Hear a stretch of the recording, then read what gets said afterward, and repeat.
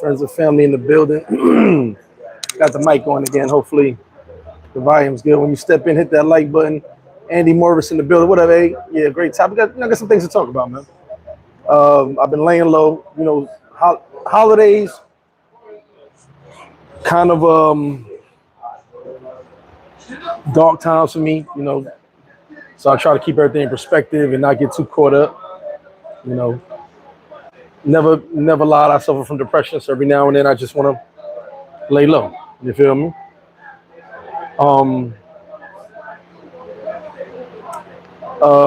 What else? Let me know if y'all can hear me, whoever steps in first. Like I said, no late night lives until January. And my first live will be with Big Boss Real Talk. Shout out to Kings and Dreams. I got to do something with him as well. I'm thinking about doing an all-star live. Good morning, Edgar Diaz. I'm thinking about doing an all-star live for my return back to Wednesday Night Raw. Thinking about it.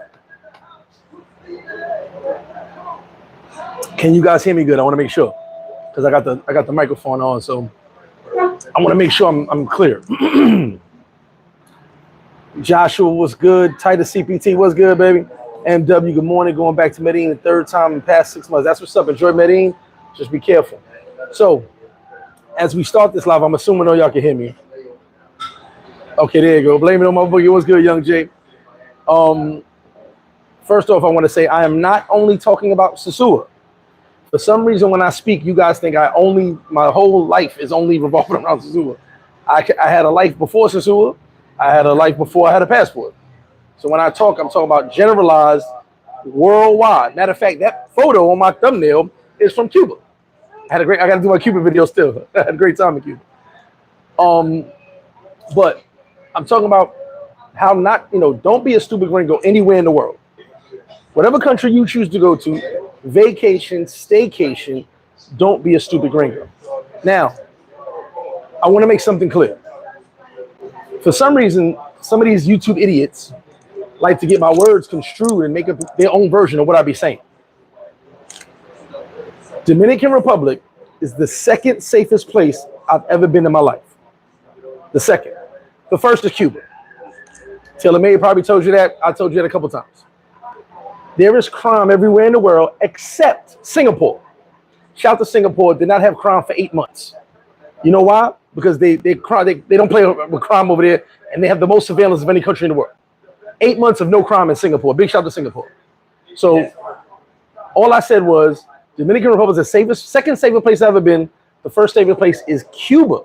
Crime happens everywhere. But I can tell you one thing. To all the juicing steroid YouTubers out there that want to compare getting drugged, robbed, and killed in one country to somebody getting robbed of some personal items in their kitchen, big shout to you.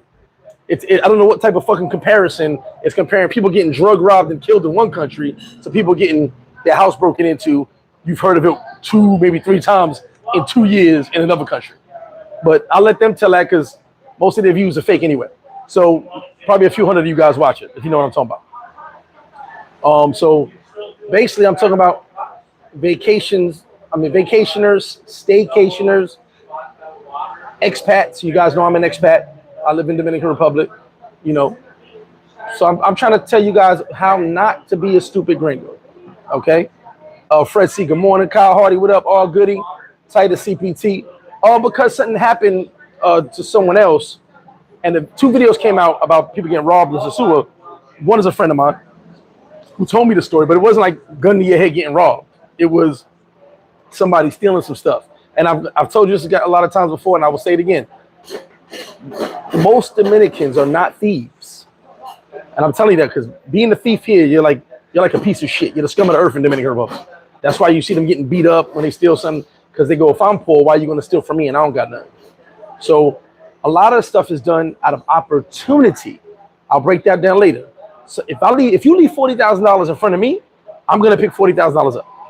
Now, I hope you're not gone. I'm going to say, hey, you left your money. But if you just disappeared and it's on the floor, I'm going to pick it up. That's called opportunity.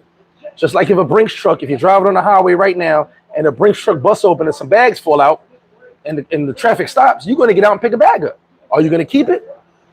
The opportunity is yours. But opportunity. So when you leave things out or you leave things available, people will take it. All right. Now, before I go any further, I will say I have a handicap. I have a handicap. I'm from the hood. I'm from the bottom. I grew up in the crack era. I grew up in New York City, Southside Jamaica, Queens. I lived in every borough. My common sense comes from being from the hood. I never get too complacent. I even made the comment a couple of lives ago how I don't watch my back no more. And I don't. But I still peek over. I take a peek. No one's after me. No one's going to do nothing to me. American, Jamaican, Haitian, whatever you are. No one's going to do nothing to me. But I'll take a peek. Like, who's that? Some of you guys may see me at the bar sometimes asking up later, who that? I don't know who that is. I'm just curious what they doing with if they're not ordering chicken wings, what they doing. All right. So that's my handicap. I'm a little more on point than most people. And that comes from life experiences and growing up in the hood. You know, street smarts is very underrated. Because if you're street smart, you won't do a lot of stupid shit that I see people doing. If you're street smart, a chick with a fat ass is not going to deter you from realizing you've left your drink by itself. If you're street smart, you're going to lock your doors. If you're street smart, you're going to lock your windows. So I'm a little biased. I'm a little smarter than most people because I grew up around crime. And the object when you grow up in these areas is to not have your shit taken. If anybody that grew up in the 90s in the crack era or the 80s, everybody pretty much had an uncle or neighbor that was climbing through your window stealing shit. So growing up with that mindset of, oh, Ray Ray over there smoking crack, let me lock my window. Because Ray Ray knows how to climb. You feel me? So with that mindset, I have a little bit of more bias than most people. You're never really going to get over on me because I come from the land of everybody getting over on everybody else. It is what it is. Now, let me get these comments real quick. Double A, what up? Dirty Workers, Gary in the building. And yes, happy holidays. I hope you have a safe holiday. I will be at FlipFlop, and we'll be doing a live on Christmas. Coffee was good. I saw a little bit of it, but I'm going to get into that in a second. Space City, what up? I actually give the weekend warriors a pass, especially if they are not experienced travelers. And believe it or not, it's not just about not being an experienced traveler. The word I'm going to use, which I actually wrote that in my message, the kitchen robbery, is being complacent and too comfortable. We are visitors. And I'm going to tell you right now, for anybody in this world that wants to compare crime stats, I come from New York. Pick a city. Matter of fact, no, hold on. Pick a zip code in New York. It's still worse than here. One zip code. Pick one zip code. Pick your favorite zip code. Be like, man, I see $1 million homes over there. Pick that zip code. It's worse than here. I'll tell you that right now, but you wouldn't know that. Because some people make videos of what they want to make. It's funny because one dude made his whole career off of people getting drugged and robbed. And the funny part is people even blamed him of setting dudes up, getting drugged and robbed. I wish a mofo would. Nano, what's good with you? Well, Kyle, I'm going to get into that, Kyle. I'm going to get into that. He says, which car I'm driving. Darryl Higgins, what up? Big J in the building. Dennis Beecham. But Dennis, like you said, common sense isn't common. And I won't apologize for having street smarts. I'm from the hood. Like, I don't glorify it. I don't tell y'all the hood is, I don't tell y'all come to the hood. It's not popping. You know what I'm saying? All that we from the hood stuff, but we out. When I say we outside, I mean we outside and everywhere in the world I go.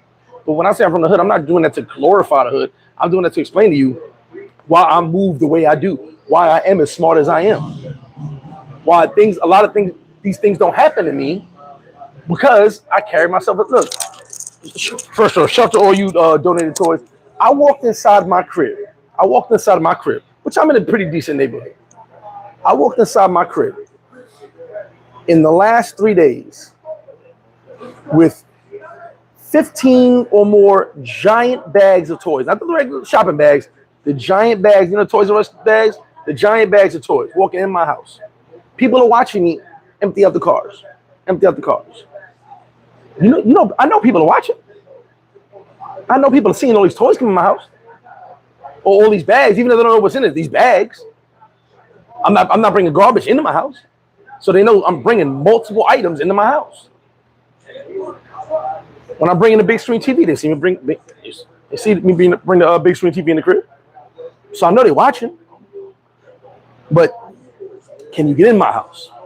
I live secure. I don't have security. I am secure. But I also have gates on my window, like everyone should, in DR especially. I always lived on second floors. My second floors always had gates on those. I told you the house I had in Sosua, which I really loved, the red and black house. I really loved. The lady was like, "No, don't worry about the gates, the bars on the window." At the kitchen, I showed her the dogs on the roof across the street. Oh, not across the street, next door. I said, "You see them dogs? They could jump into this window. So if they could jump into this window, once again, mindset of a dude who grew up in the crack era. If those dogs could jump through my kitchen window from that roof, why can't a human?" I said, "I need bars on the window." She was like, "Touche, you right." I see a window with no bars on it. You may be like, "No one's gonna jump that." Y'all ain't never seen Ray Ray the Crackhead? Ray Ray jumping that bitch and clearing the window, not knocking no dishes over. Crackheads had like amazing athletic skills. Like, it was crazy with it. So my mindset is a little bit different. My boy lived on the fourth floor. His house got broken into. He had a Spider-Man. Dude went to the roof and climbed down. There's no bars on third and fourth floor windows in apartment buildings. Dude climbed down, went through the window. That's what happens. Now, if I lived on the third or fourth floor, I'm putting bars on my window because I don't want Spider-Man. None of y'all saw Ray with the Crackhead when he was climbing a light pole or climbing the fire escape to get in the crib. I'm just saying. When I lived on the Van Wyck, we had a house with barbed wire around the window, barbed wire around the windows. In between the window and the screen was a metal plate. Remember them old metal plates, real thick metal plates you slide in there? So we had that, a closed window, and barbed wire. My house was like a prison because we got robbed. We got robbed like so many times, like probably like 2 times we got robbed in a row. But this was the crack era, so it was kind of normal. And the third time, my pops was like, "Yo," my grandpa said, "We got to fix this." So we put the barbed wire in, we had the metal plates in there, the doors, everything locked. We come home from the circus, got robbed again. This time my dog got at him because the police said, "Why is that dog in the basement? We had a big ass dog. Why that dog in the basement?" My dog jumped through the door and got him. A bloody puma sitting on the porch. So my mindset is different. I will never get complacent, especially not where I live. Now, you may say, "Well, Craig, you don't watch your back and go outside," because no one's going to do nothing to me. Okay? Dominicans in a whole, in this country, are not confrontational. And there's not an American in this world that got on the plane to get punched in the face. So I have nothing to really worry about. I'm not doing anything to bother anybody, nothing to worry about. So with that being said, watching my back is one thing.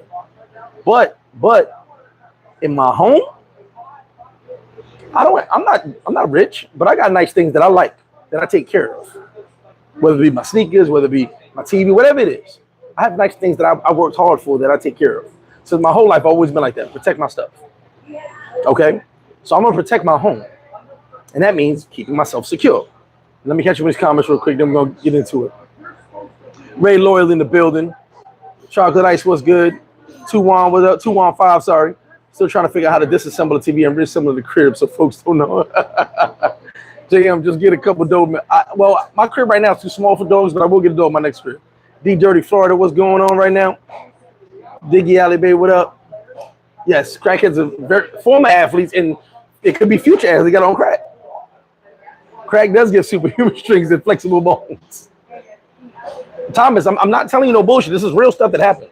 See, I don't go out just reading stories off the internet or listening to bullshit on YouTube. I really live this shit, and I really know people who live this.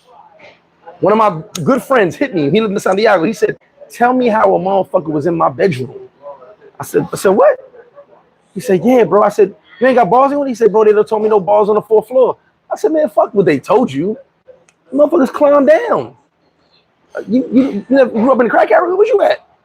Oh, man, you're right. El Delore was good.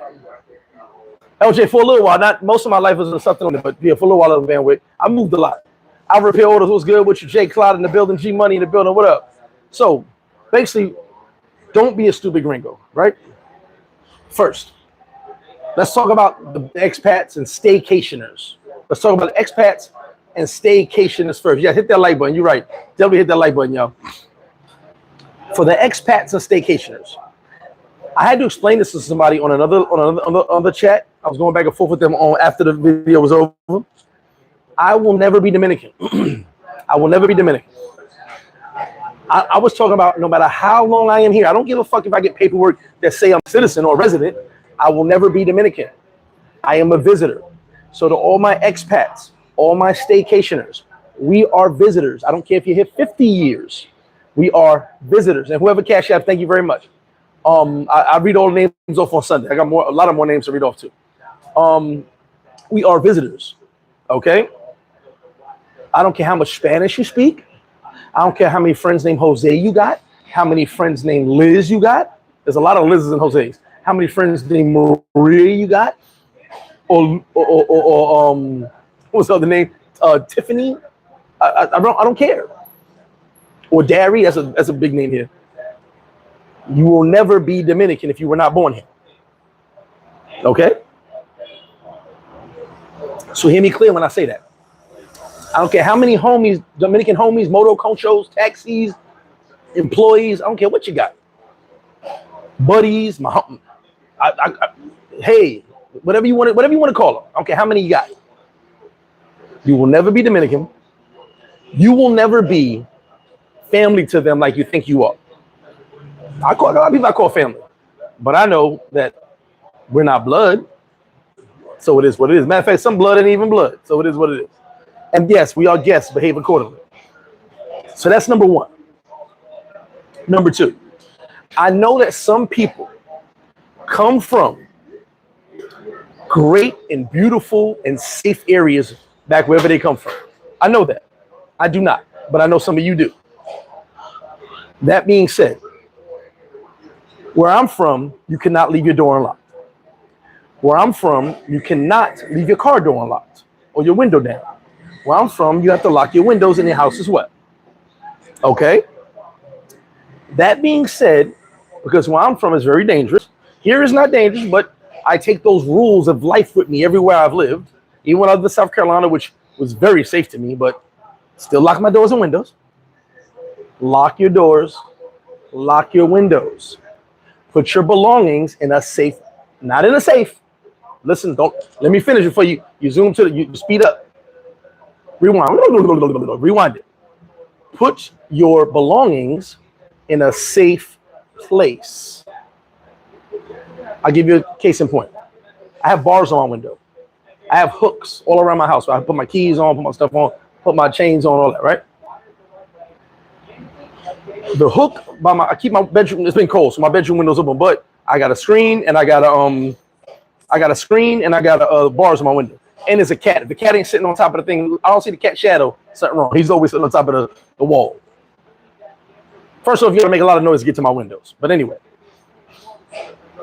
the keys on my hooks are right there where the window is. So it's the window, the bathroom, the wall, my TV, and the hooks.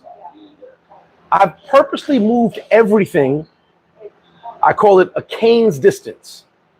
Remember back in the day, you saw the cartoons and the cartoon character would take a cane and pull he wanted to him. I'm sorry, these things you keep in your head. I call it a cane's distance. So let's say someone came into my backyard right now and broke open my screens. There's still a gate. I'm still the bars there, so they can't get in. And my nosy neighbor would definitely say something because she's always outside on the other side of the wall. If they had a cane and reached in to grab something off of that hook or off my dresser, they could not reach it. If you came in with just your arm and tried to reach it, you could not reach it because it's a cane's distance. A lot of you probably never heard it before, but it's something I've always done. Cane's distance means when the cartoon character reached in, he couldn't reach it, he grabbed the cane or hook and he. So cane's distance. Keep that in mind. Giving y'all some secrets now. So my keys are on a hook. My TV's there. I got other stuff on there. You guys have a good one, y'all. I got things there, but they can't be reached. Now in the living room, I also have the same thing. Window, door, hooks. I keep my That window stays closed most of the time. But when the window is open, I keep my house keys on one of the hooks. Okay? And that hook is farthest from the window. Cane's distance. Some of you are laughing right now, but go back to watch some of the old cartoons, not these gay cartoons they got now. Some of our old cartoons. And every time a cartoon character wanted to get something, whoop, he put a hook or a cane and they pulled it towards him. Okay? So Cane's distance. I didn't just make that up. I've always said, is that Cane's distance? Because if you got arm distance, you got Cane's distance. Because cane gives more space with your arm, more length. Okay? Anyway. If you have your windows open and people can reach inside or climb up and some of us get too complacent thinking, and this is what I said, I have a handicap from growing up in the crack era. I've seen crackheads do amazing things. If you've never grown up in the crack era or never been around crackheads during the crack era, you will not understand that crackheads are amazing. They're wizards. Have a good one. They're wizards of stealing. Okay, so some of you guys are like, what are you talking about? Yeah, if you've never seen it, you've never seen it. Crackheads are wizards. They have wizardry. They have magical stealing powers. They can get into places that no one else can get to. They can reach things no one else can reach. No one should reach. You'd be like, firemen need a ladder to get in that apartment. But not Ray Ray. He got right in that apartment. If there's a fire, you tell Ray Ray there's some crack in it, he's saving everybody. Because he can get in without a ladder. Don't wait for the fire. It may seem like a joke, but I'm telling you guys this on why I have a handicap or why I don't get got. I've seen this stuff, and even though things didn't happen to me, like I did, my house got robbed when I was younger. Man, I'll tell you, with 3-4 times, broken, one house 3 times. I swear to God, one house, the house on Van Wyck, 3 times. One of my other houses 1 time. And it's not a good feeling when you get stuff stolen. You kind of feel violated. And I was only a kid, but it still felt a certain way. Anyway, so to my expats, don't get complacent. Another thing I'm going to make very clear, and I want everyone to hear me clearly on this. Where are we at? We're at 22 minutes and 20 seconds. So if you don't share any part of this video, make sure you share 22 minutes and 20 seconds. I'm going to give you guys a key to why I don't have issues where I live. Stop giving people access to your home. You guys heard me say it before at my own homes in New York, in South Carolina, wherever I lived. No one had access to my crib. My crib in Brooklyn was nice as fuck. My crib in Queens was nice as fuck. But maybe 5 people could tell you what it looked like. Meet me outside, homie. Send me a text. I ain't letting people. I done been to my crib. We going to Miami Sundays. And I got 3 car loads of mofos pulling up in front of my house. Nan one can tell you what it looks like inside. Not one person. Oh, you gotta use the bathroom? There's a little field right there. And I got 2 bathrooms, but they occupied at the moment. Stop giving people access to your crib. I done told people, if you got a cleaner, be there when the cleaner's there. Get out of their way, but be there. Don't just give the cleaner access. Don't give them a key. Don't just give them access to your crib. I did that before, and I didn't feel good about it. And it was someone I trusted, but I didn't feel good about it. I was like, you know what? Let me make sure I'm here. Okay, let's just even I don't feel anybody should have access to your crib. Okay, if they don't live with you, and I won't even say have a child by you. In that case, sometimes it may not mean nothing. If they're not bringing value to the house, basically living with you and bringing value to the house, they should not have a key. Stop giving people access to your crib. All your homies, all your Jose's, your Marias, everybody you want to hang with, you can get some plastic chairs and sit outside. Right outside the crib. Oh, you got to pee? There's a tree right there. There's a field right there. Stop giving people access to your homes. Most of the time when I see people getting robbed, they gave someone access to their home. Like I said, it's not about people being thieves. It's about opportunity. Someone came in your crib, they're sitting in the barrio, sitting at the Calmado, said, man, those Wilsons, man, they got a nice crib, got some nice stuff in there. I love it. I wish I had nice stuff like them. And someone's listening. Oh, the Wilsons, do tell. Wilson's got nice things. What type of nice things the Wilsons got? And if you don't know, people here really can't hold water. And it's not to be, they're not being dickheads. They just talking. It's just conversation. Man, they got the nice TV. They got the PlayStation. Oh, man, they got the X. They got all this good stuff. And it's nice couches. It's beautiful. I wish I had the money to live like that. And, oh, really? When are they home again? Stop giving people access to your home. Especially my expats. Especially my staycationers. I don't care who they are to you. No one comes in my home. Do you know when I lived in Brooklyn before I actually moved to DR? I had 3 guests. 3 guests. My son's grandmother never took her coat off when she came to my crib. And I was always in her house. She never took her coat off. She would come, because I'll tell you, my son basically lived with her. So she would come 3 blocks and be like, I think he needs to come home. I'd be like, can you leave my son in my house? That's a big thing. Me and her always going back and forth about my son. But anyway.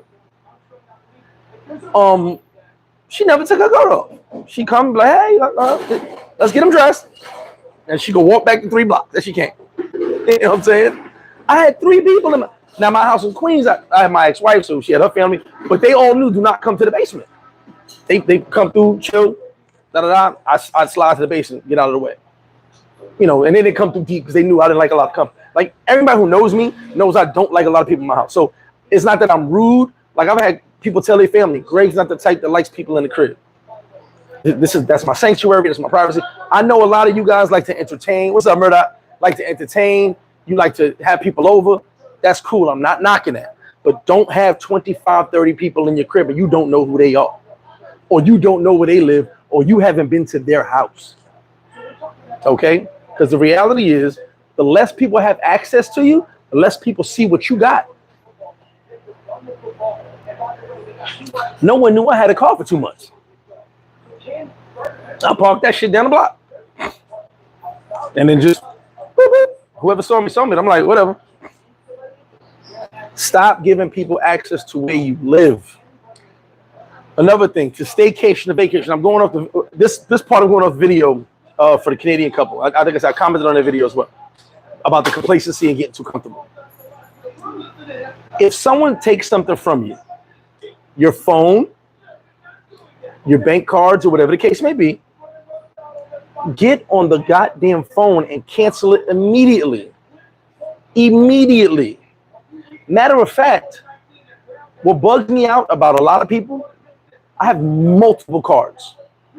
Bank cards, credit card. I got so many different things I got to keep. I got to ask my mom sometimes to keep track of some of my cards. But you know what I got on every single card? A cutoff switch. I get an email for every single thing. If I'm charged 99 cents, I'm getting an email from every single thing. 99 cents. And on the bottom of the email, I'm talking about Dominican Bank, American Bank, they all send me messages. Hey, by the way, here you go. Did you just do this? If not, press this button now. But if I'm missing a card, if I got to be on the phone for 2 hours, we're cutting that card off. We're closing that account. We're changing it all over. There's no, oh, man, I got robbed. And some of you guys got, now I'm kind of slow. So where if someone pulls up, you got to show me. I'm kind of slow. I have not figured out the Find My Phone thing yet. I don't know how to use it. But I've seen people using the Find My Phone. You can track where a motherfucker is. One of my mans was like, oh, he in Sosua Bajo right now. Like, I'm like, oh, shit, that's dope. I haven't figured out how to use it. But if you know how to use it or have somebody knows how to use it, show them how to use Find My Phone. And that shit is dope. Now, for some reason, I'm like a dummy and it won't work for me. But if you know how to use it, use it. I done seen dudes sending messages to themselves. And the message says, yo, hit this number right now, return my phone. I'll give you this amount of money right now. And you can't use the phone. And by the way, I know a lot of people don't know this, but if you have an iPhone, your iPhone is a paperweight if it gets stolen. Now you can open it, people can open up Samsungs, but most people don't know once an iPhone gets locked, it's locked forever. There's no way to use an iPhone. People from Apple have not figured out how to unlock iPhones. So there's not no dude, Jose sitting in the cut, who I can do it. No, he can't. Any iPhone that gets marked for stolen or lost, it gets blocked in the system. And once it's blocked, it becomes a paperweight. So they just got a really nice phone. They could just be have another phone taken on the gram. Look at my phone. You know what I'm saying? It don't work. Let me get into the comments real quick before we keep going. Hit that like button, y'all. We got 100 son in the chat, no likes. I need likes. I got a real 107 people in here. Not the fake, not the digital. I ain't paying for it. 113. I ain't paying for this. Y'all hit that like button. Mark Brown, what up, Blade Runner? Appreciate that. Randall, what's good? People, happy Christmas. Arrived it 3 hours early. Okay. That's what's up. Always better safe than sorry. Jeff Moore said Toronto. Hey, Jazzo, Southside Jamaica does teach you how to move around the world. Trust when I tell you. But I also realize, being from where I'm from, a lot of people do not have street smarts. And I don't mean street smarts like knowing how to hit the block and how to avoid the drug dealers and gangsters. I mean street smarts like not knowing you're being followed, not knowing you're being watched, not knowing not to pull a knot of money out your pocket. You know what I'm saying? Just little things that we just figure out as kids. Like, hey, man, don't pull that $5 bill out. They over there looking. We talking about $5. Hold on. We talking about $5. Some of y'all going like this to pay your bill. And I do this, but I do this in comfort. Some of y'all going like this. How much is that bill, yo?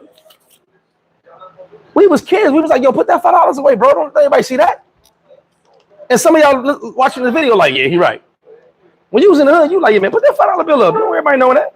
Don't let you have a 20. You got like 3 goons from the park with you. You like, hey, fellas, pull a 20 out. Y'all got me? But see, that's the handicap, because the way I grew up ain't the way everybody else grew up. So I realized by being where I'm from, there's just not a lot of common sense when it comes to knowing that if you grew up in let's just throw a town out there. You grew up in High Life, Arizona, where no crime exists, where everybody's happy, where everybody's family and everybody hugs, gives each other's dab. Nobody locks. They don't even have locks on the doors. They just have a little latch, you know what I'm saying, so the wind don't blow it open. You don't realize there's a whole other world outside where you live. And I realize there's really a lot of us, just not me, a lot of us really just don't know that there's people that will come into your home. They don't want to hurt you. They just want to take your stuff because you got nice stuff. Sean Manil in the building. Headed to Victoria. All right, see you later. P, man, you have a good one. Ricardo. What people don't understand, opportunist is going to be exactly. That's my point. It's not about someone being a thief. It's someone being an opportunist. And then, like I said, I literally just came in my crib the past 2 days with tons of bags. Whether they know what it was or not, they just saw me bringing bags in. They obviously don't ain't bringing garbage in my house. So they see these big ass bags full of whatever, all full to the brim, and I'm bringing it in the crib. Now, my neighborhood's pretty decent, but I'm not. There's construction guys there. There's people. I don't know them people. I don't talk to everybody. I don't talk to nobody on my block. They looking like, oh, that's a lot of stuff. I don't know what they thinking. Someone saying, hey, man, that crib right there, he got some bags. I don't know what's in the bag. You just got to be on point. And me, I'm on point. V Swells in the building. What's good, baby? Sophia Felix in the building. Hey, Merry Christmas to you and yours. And I did not forget the shirt. Still waiting on to come from Miami. A lot of issues with that, with the homie, but don't worry about that. That's coming. And hope all of you guys have a safe holiday. Kobe said MacGyver bows to the engineer. Yeah, I'm telling you. You're right. He says MacGyver. Hold on. He says MacGyver bows to the ingenuity of a crackhead. 100%. Lori, ¿cuándo tú puedes más? Yes, crackhead's got some ingenuity. JM, no, I don't, because I have personal insurance and I have business insurance. Have I thought about it? No, not really, because like if a fire happens, something like that, unfortunately, everything can be replaced. At the same time, not to wish that on me. At the same time, if I was ever to get robbed, it would be 100% my fault. So, no, I don't have insurance. JM said, I don't even trust hotel housekeeping to clean my room. Facts. But me, I always keep stuff away, so it is what it is. I repair. They use the bathroom, unlock the door. Listen, I repair all those. I've seen it all. Listen, I can't remember his name. One of my cousins, he was an engineer for Kiss FM a long time ago. So he actually got hooked on crack. Would always come to family functions, and still, But he had a really good paying job too. Kiss was paying him very well back then. So he got Kiss actually put him in rehab. They put him in rehab. He got out of rehab. He was clean. I felt bad for him because one Thanksgiving he's clean and I see him. You can tell he's clean. He's not even the same person anymore. And because of his past situations of what he did, going in the room, going to people's pockets, going like we went to my grandma's house. Everybody put their coats in one room, the guest room. So everybody put their coats in there. He went in the guest room and robbed everybody blind. And that's family.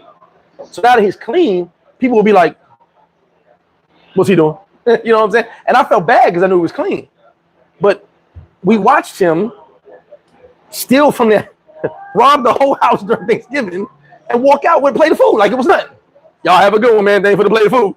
And he got a pocket full of everybody's shit. So, you know, you always got to be careful of what you're dealing with. But see, believe it or not, and I'm not going to disrespect anybody or call anybody out. There are a lot of naive people in this world. A lot of naive people. Okay? To the point where we're so naive that we don't realize we're being scoped out by somebody we think is trustworthy. I'm not telling you, like I said, this is not just Dominican Republic. This is not just Colombia. This is not just Brazil. This is everywhere in the world I'm talking about. I'm talking about don't be a stupid gringo, but I'm talking about everywhere as well. If you're that naive, you may not realize someone's peeping you, which is why some of you guys don't know certain people in your family and your close friends secretly dislike you because you have nice stuff and they don't. We'll talk about that another time. Had a crack and help me search for the stuff they took. Mike D in the building. Gil, what's up? African Dominican in the building. You sent me a time-sensitive message. If it was in the past couple of days, I didn't have my phone on. I apologize. Nandito says, facts. People love saying they have someone cleaning for them. Meanwhile, the cleaning person knows. Yeah. Who knows what you got more than the cleaning person? I'm going to tell you a funny story. So, you know, I've had girlfriends staying with me at times. And I hide stuff from myself and from everybody. And like I said, I got OCD. So if you move this camera like that, I know you moved it. I'll be like, why the hell are you touching shit? So, see, I got to put it back. I don't know when something's been moved. And I say to myself, if you cleaning the crib, why'd you have to move that? But I pay attention. Sky Holloway, what it do? Shout out to Sky Holloway. Omen time pieces. Go hit that link. Ray Loyal. Shout out to Ray Loyal. Excuse me, heartburn. Get Right fragrance makes the Paradise Life fragrance as well. Pimp Silver since I'm the same way. There you go. Get ready for the holiday. All you guys have a great holiday too. Hit that like button, y'all. We ain't in 100 likes yet. Well, Gary, it's like this. You can know where I live, but you ain't gonna have access to inside. And it's no disrespect. You know, it's no disrespect. It's just my house is my kingdom. My house was always clean, so I ain't worried about you coming in, but oh, the maid wasn't here today. House was always clean. It's just that's my privacy. You know what I'm saying? I'll be 100% honest, and this is not even to joke around. There are times I walk around my house butt ass naked, especially when I'm about to take a shower. I'll just walk around. It's my house.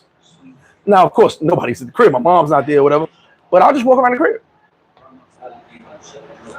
My freedom. You know, maybe I left my towel in another room. I'm making sure the dirty clothes go in dirty clothes, and my towel's not there. Fuck it. Who? Don't look in my window. Most of my windows are closed anyway. I mean, as far as the shades. But don't. If the shade is open, don't look in. Because I'm bucket naked. I don't care. It's my house, and no one has access.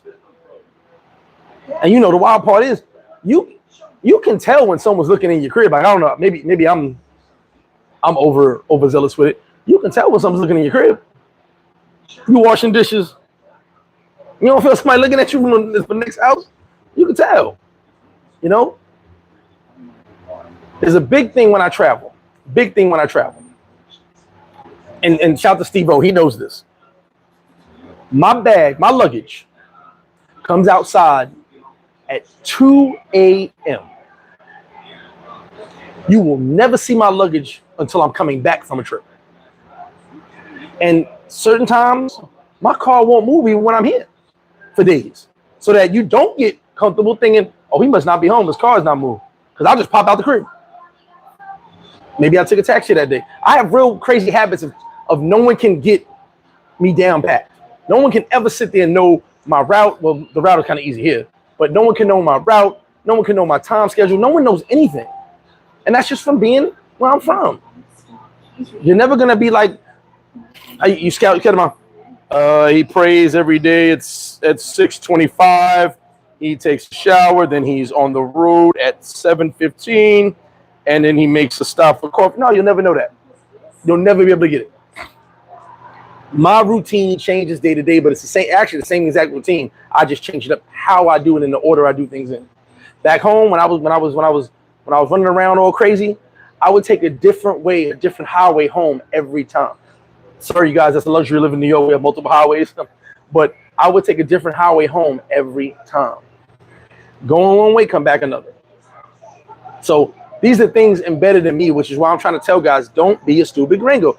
Do not have everyone have access, know your schedule and everything about you. Don't let them know everything about you. You just can't. Now we're gonna go into travelers now. Give me a second. Yoga certified. Yoga certified. D Dirty said, damn, I just had to talk about this. You got me thinking now. My fish tank people, housekeeper, and my lawn service people have access. Well, you know what? D Dirty, in America, and I'm gonna say this here too for the expats, we should have cameras. I have a small camera system. I have a small camera system in my house, not a big one. Bigger camera system here. But like I said, it's hard to get inside my house. So you'd have to be working out this shit for a long time, which let me save you the time. You'd waste more money trying to get through those bars than you guys can get when you're in the house. So it is what it is. Taylor said, facts. Shall read the book Great Gatsby. Facts. There you go. NI Gamer said, hey, bro, I'm new to the channel. My friend who introduced me to your channel, he asked you to send a hug to his channel. All Game Trooper. Okay, big shout to All Game Trooper. Jesse Shores. What up, Jesse? Flip, what's good? Snowstorm headed. Yeah, I'm about to post something y'all not gonna like about a snowstorm.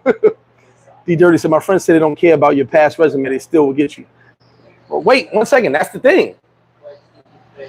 Nobody cares what you used to do. Like, here's another thing. I'm 44. Nobody cares when I was that dude 16 years old. Nobody thinks now if someone gets out of pocket, I'm going to show them who I was. That's different. But nobody cares who I was.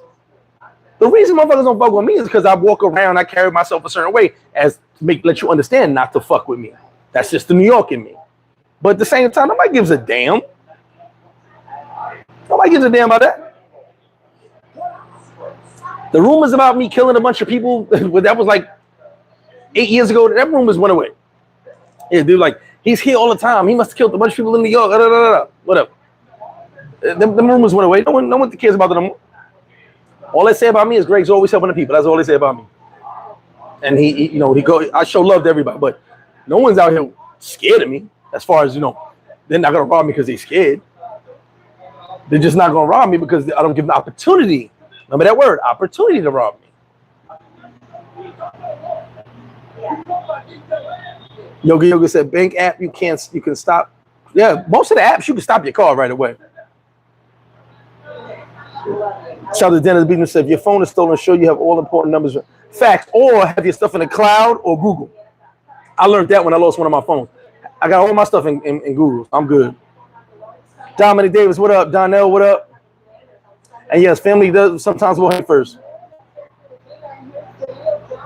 Well, D Dirty, ain't nothing wrong with that, but make sure no one has access to that second room. And what I said before, and I'm gonna tell you vacations. Let's get to vacations now. I'm gonna catch you one of the comments in a second. I don't use safes.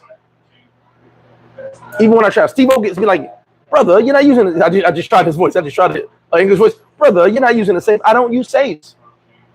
Where is the first place someone's going to look for your money and belongings? In a fucking safe. So, I told you guys a story when I lived in Brooklyn, right? The same nice Brooklyn apartment. So, when I bounced, me and my girl lived together with our son.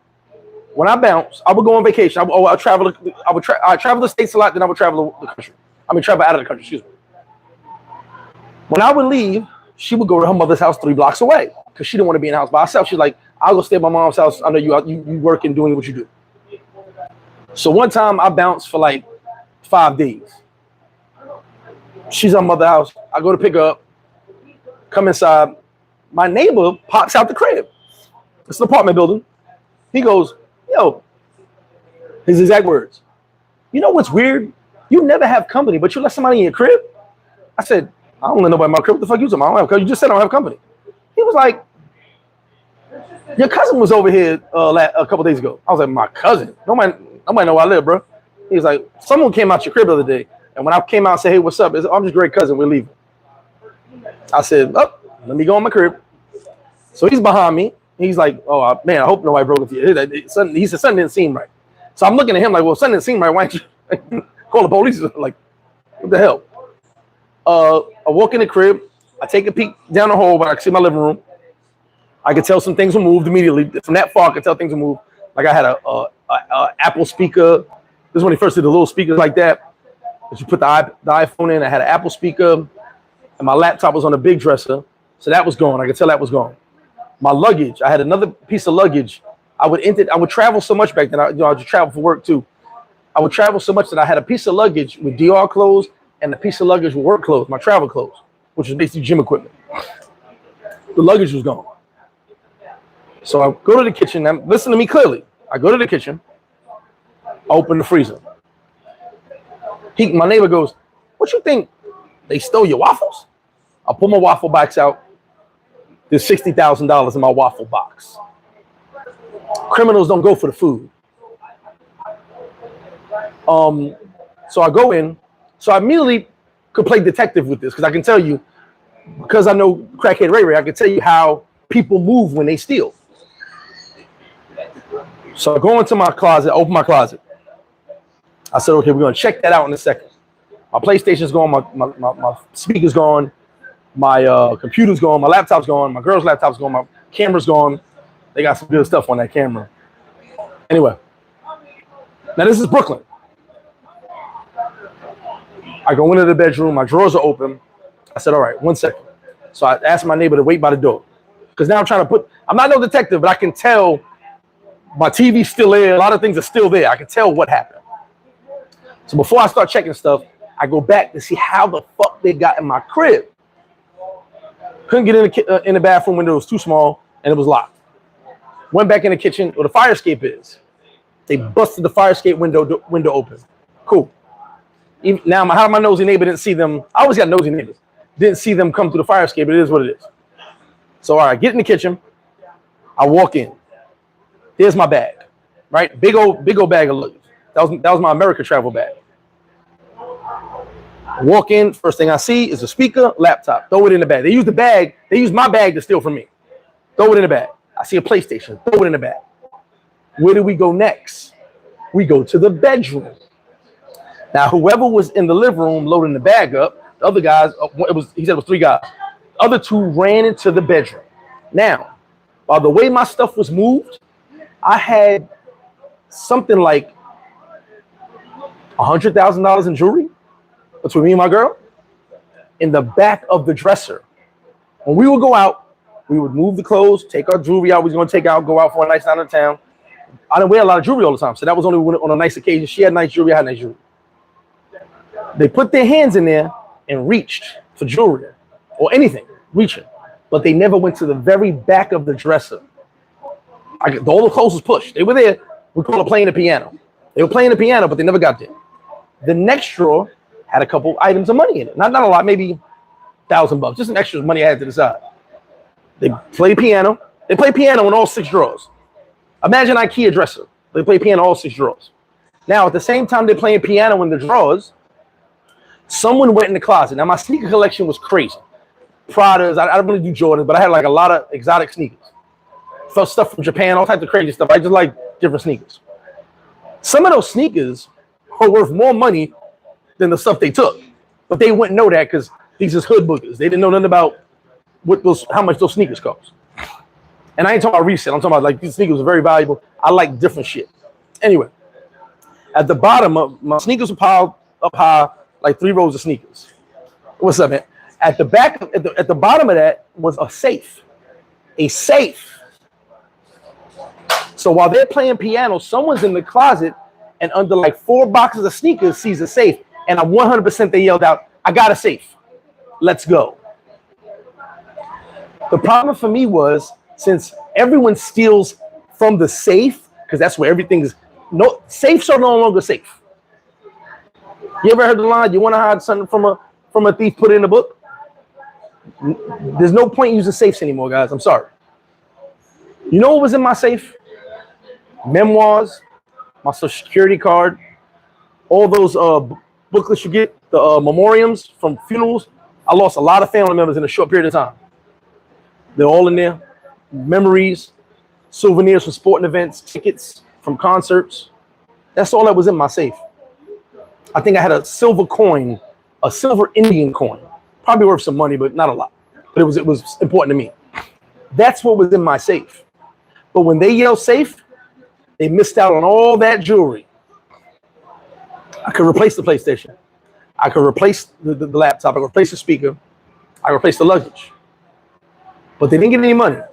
Had they gotten to that jewelry, I'd have been hurt. Not just because of the value, not because it was mine, but the value of the jewelry. I would have never, that's jewelry I bought over years and years and years. Like I said, not a solid number, but pretty much under or around 100,000. That's a lot of jewelry that I bought years and years and years, myself and her. Matter of fact, one of her rings was like $10,000. I bought that. So the point is, they saw the safe, mission accomplished, we're out. I do not use safes. Now, unfortunately, on a trip, I hide money from myself, so it takes me a while to re-find my money. But as long as it's not in the safe, because if someone wants to steal from you, they're going in the safe first. You ain't gotta listen to me. Don't call me. Say, well, Greg, I didn't use the safe. They stole from me. No, don't call me on that. I'm just telling you. I know a thief gonna steal from the safe first. Let me catch these comments. So that's for you staycation guys, vacation guys. Find a new method of having your stuff. You got to put it in a pair of raggedy sneakers. There's all types of safes. I've seen potato chip safes. All types of stuff you could do to protect your stuff other than using a safe. Because the first place, matter of fact, there was one hotel out here, and I ain't gonna blow them up. Every time people left, someone was going with the master key to their safes and breaking in their safes. Some of you may know the story. Hit that like button. We still got more to go. Java in the building. What up, Java? Definitely no Queens in the building. All goody in my room on vacation. The only thing laying there is cosmetic. T.O. in the building. What's good? D. Blake in the building. Carter said, yep, that NYC state of mind. Of course. That's how we never do the same thing over and over. But, bro, this is something we learned. See, that's why I said it's a handicap. Because people don't think like us. No one's thinking. Like I was telling somebody before, there's a story about 50 Cent. About Whack 100 trying to run up with him, and 50 Cent had all these paid security all around the room, and you never knew he was with him. I said, that's a Queens thing, and that's a New York thing. Where I'm from, we don't trust each other.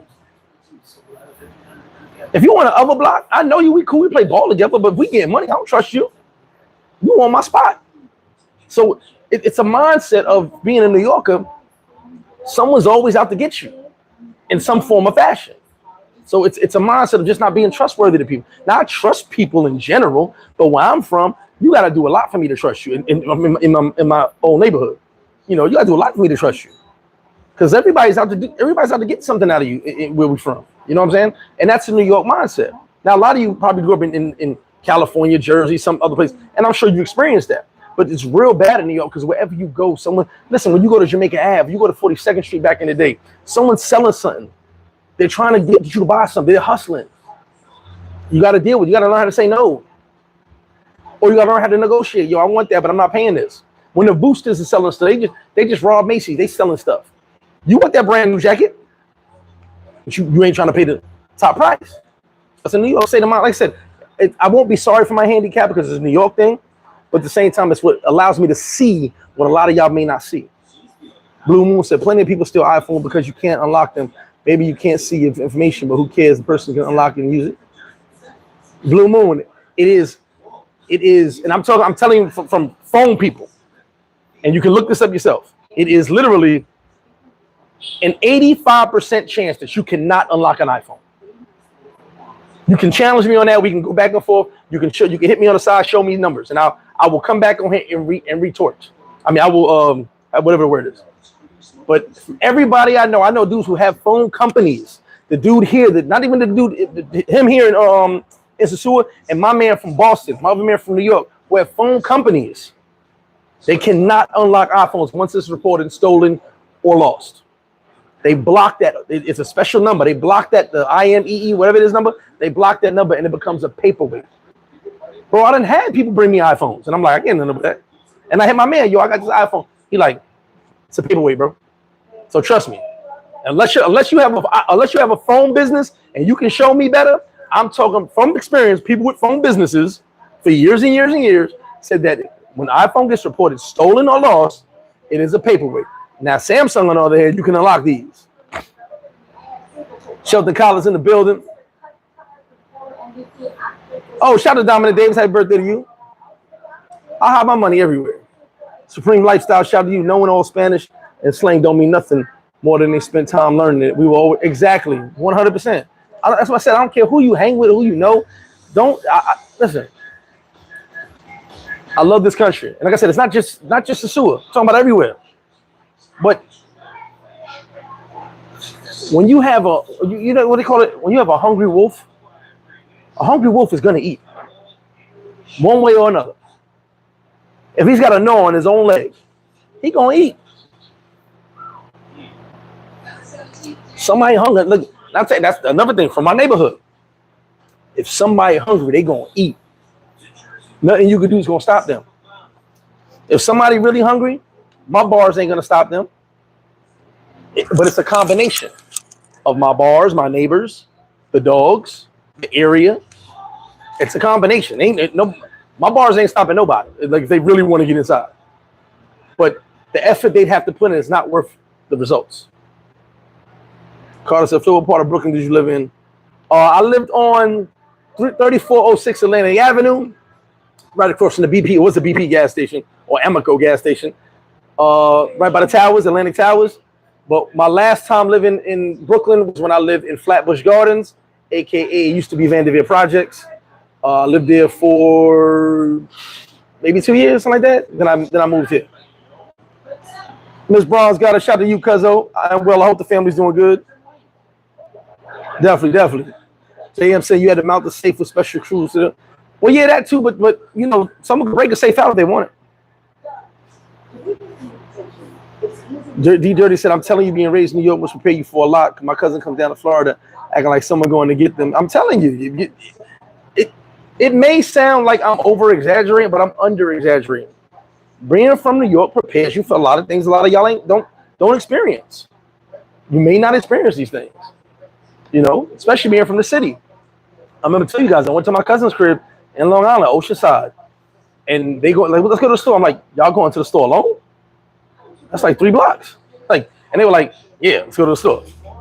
Where I'm from, we got to bring a crew to the store. We know I'm talking about. You know, back in the day, like, nah, we need like 10 more people to go to the store. You know what I'm saying?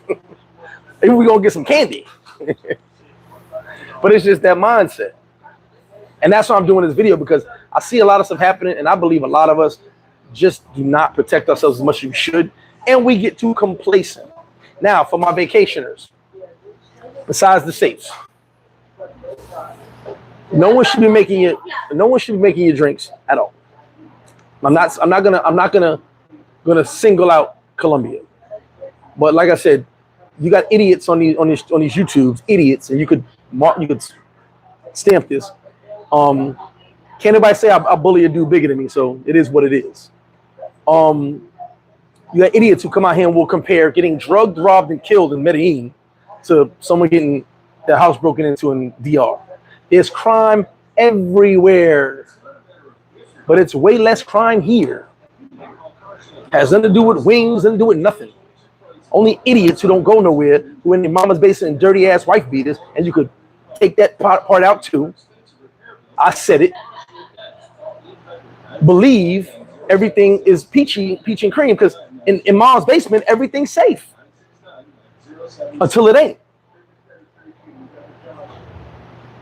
So, all my vacationers and staycationers, no one should be making you drink. Anybody who has hung out with me knows I keep my 2 cups everywhere I go.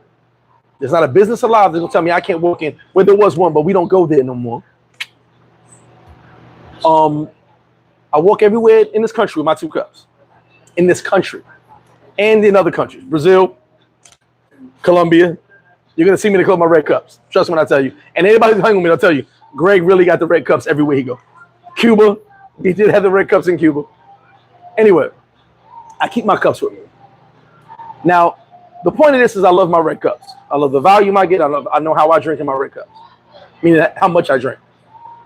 The second part is, if you're at the next table and you don't even know me, and you see someone with my red cup or someone that's not at my table with a red cup, you know it's a problem, right? Or see someone touching one of our red cups, it'll be a problem, right? So I stand out because my cup is red. But no one should be making your drinks. When I'm hanging with the fellas, me and Steve-O, we make each other's drinks. Me and Young Philly make each other's drinks. If someone's in front of me that I know, maybe pour a drink. I'll be, hey, I'll have my cup. Hey, pour it up. I'll get some ice, whatever. If you see me with a young lady that I'm actually with, like not talking about some chick I met, I'm talking about my girl or something like that, and we're at a table together, I'll be like, hey, babe, make me a drink. Because she got to go home with me. So, yeah, she's going to make my drink. And I ain't talking about some chick I met on vacation. I'm talking about chick with me. But no one should be making your drinks but you. And when you leave, you should be taking your drink with you. Yes, the bathroom is a very dirty place. But a little bit of dirt particles in your cup, or you laid out drunk losing thousands of dollars, I'll take a little bit of bathroom particles in my cup. And I'm sure 110 of you in this chat will take a few bathroom particles in your cup rather than being drugged and passing out and losing all your money. Or dying at that. Second, find a good place to stash your money. If you want to use a safe, by all means use a safe. I'm not going to tell you don't. I'm just telling you I don't. And I don't believe in safes because that's the first place a thief's going to look. Okay? Separate your money. What do I mean by that? And I'm gonna get to the comment after this. I'm gonna read every comment after this, and then we'll go back again. Separate your money. Hit that like button. Almost 100 likes. Separate your money.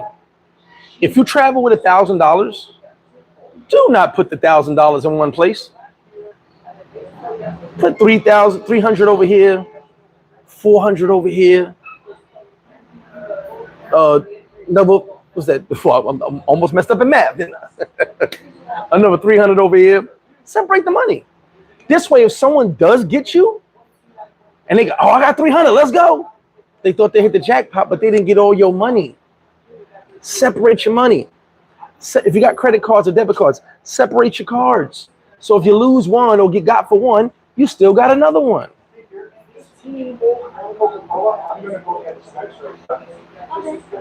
So do not keep everything in one place. What does it look like? All right, here's my little bag. I keep extra clothes in this. There's my little bag on the side, right? So what does it look like? I'm staying somewhere. I'm gonna get to the comments after this. And I got everything in this bag. Everything's in this bag. My entire life, my passport, everything. And then I get robbed. And I've got 100 pesos, no ID, no form of communication, because everything was in that bag. Make it make sense to me. Let me get in the comments. Yeah, the live definitely going strong because I'm speaking facts right now. I'm not speaking with somebody. I'm not, I'm outside. I'm not speaking some nonsense. And I'll be in Cartagena in right after Super Bowl. So if anybody want to holler at me, guys, anything they want to say, get off their chest like a bench press, make sure you pull up. I appreciate it, D Dirty. Regardless of flip, what people don't understand, especially coming from New York City, most people get touched by people they know. Yeah, it's all old fact. Mama Flip in the building. Blaze, what's good? IME, thank you. Oh, he said, and the iCloud gets blocked. I didn't know the iCloud gets blocked too. Charles Harrison was good with you. 9th Ward, New Orleans. Reggie BX was good. Reggie, see you soon, baby. Titus CPT, complacency kills all the time. Most of the one thing I'll tell you about DR, and I'll tell you the truth about DR as someone who lives here, who visits and travels around the world. In DR, most of the crime that happens in DR, it's only a few reasons. A few is pretty much 3, right?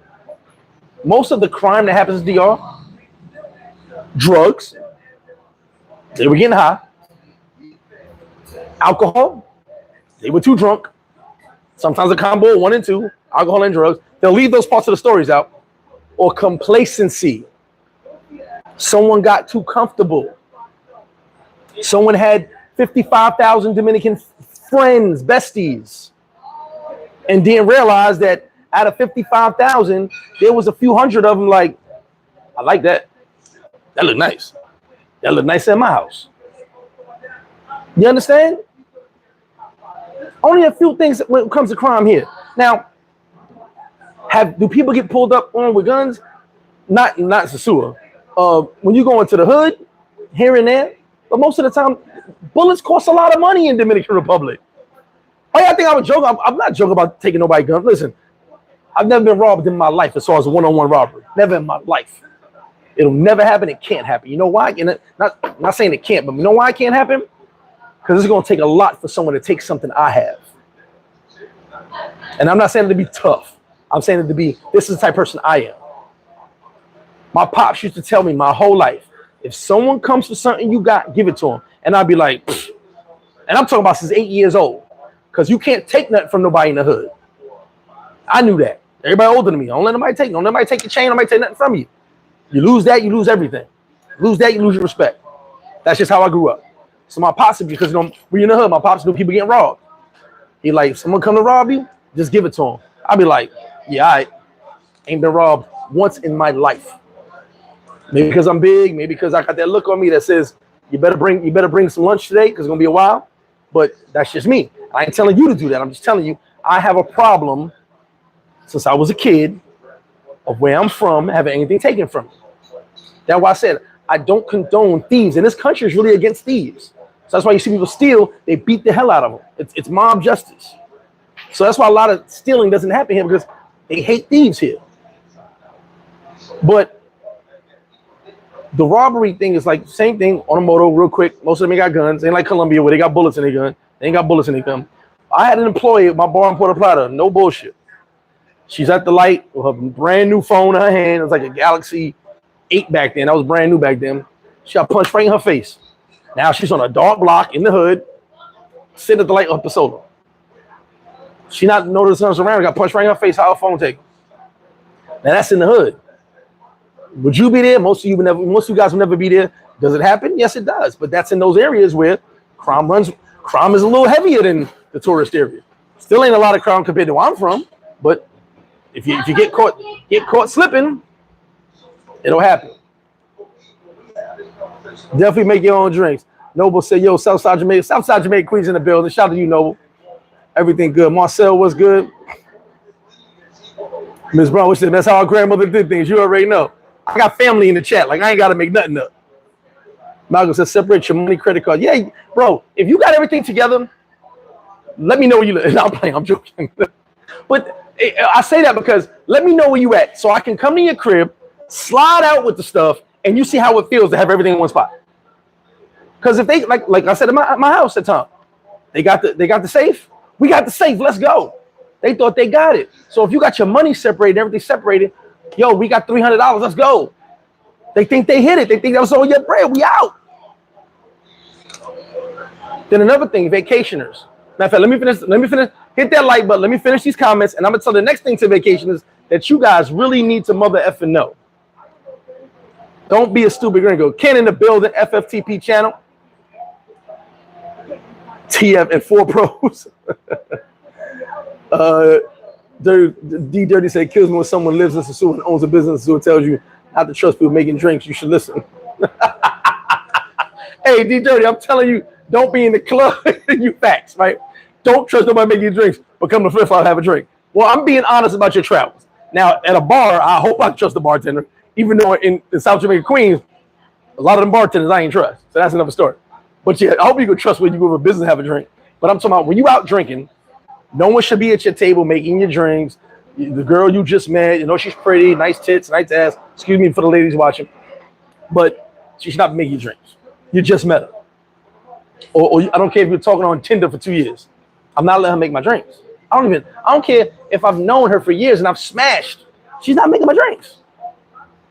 If she ain't got nothing to lose by me passing out, then I don't want her making my drinks. Twin, the best teacher for me was the streets, not college. I chose exactly the pistol over the briefcase early. There you go. And look, that's how we change up life, man. Progression. Charles said, I hear you, bro, but I had friends get killed over starter jackets and bullet. I respect your hustle. Now, listen, Charles, that's 100%. I have friends that got stabbed over starter jackets and all that. But here's the thing, though. When I'm done after this next vacationer's comment, ask me about the triple fat goose story. I'll tell you that story. Or ask me on Sunday service about the triple fat goose story. I'm Southside till I die. Where I'm from, we just don't. I can't allow that. I apologize. Now, would I be a dummy for getting stabbed for my jacket or my phone? 100%. Even I'll be in the hospital like, you a dummy. You know what I'm saying? I'm going to say that. But at the moment, that Southside flip kick in, I just can't control myself.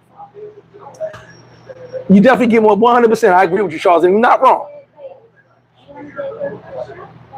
215, yeah, send the cat. Yo, we are 1 like away from 100. Hit that like button, y'all. Ricardo said, Flip, how much murders are there in the Sosua?